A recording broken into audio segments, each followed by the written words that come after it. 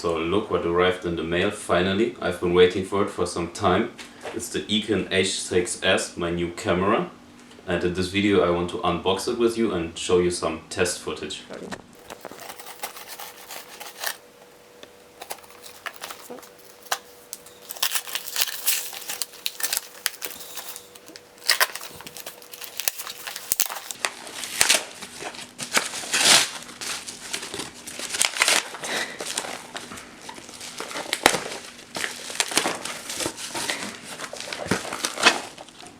So this is how it looks like when you take it out of the bubble wrap.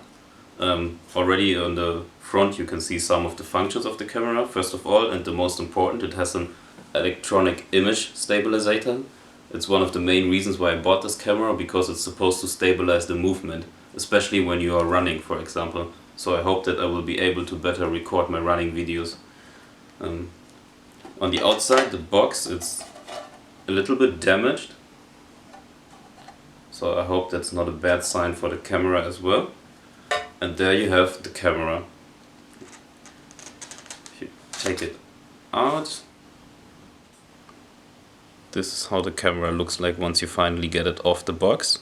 It arrives in its waterproof casing. On the left side there's a USB, an HDMI input.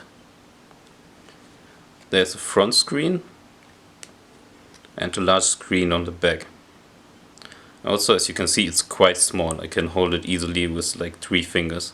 It feels a little bit heavy actually, which I hope is a good sign, because it means that it's stable. Let's see how it looks like once you take off the waterproof case.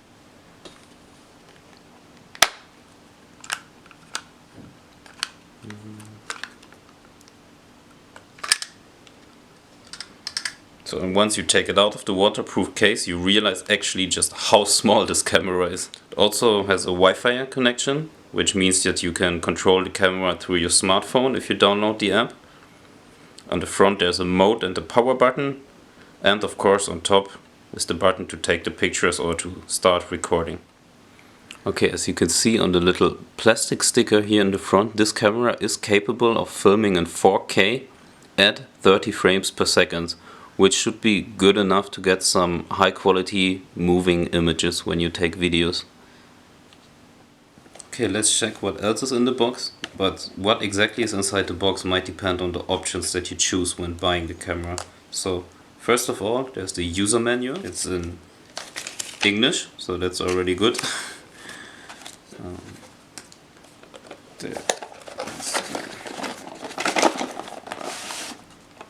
And then there are 2 large cases. Okay, so let's open it and see what is inside. So first thing that pops up is the remote control, which you can use to remotely start the camera to take pictures or videos.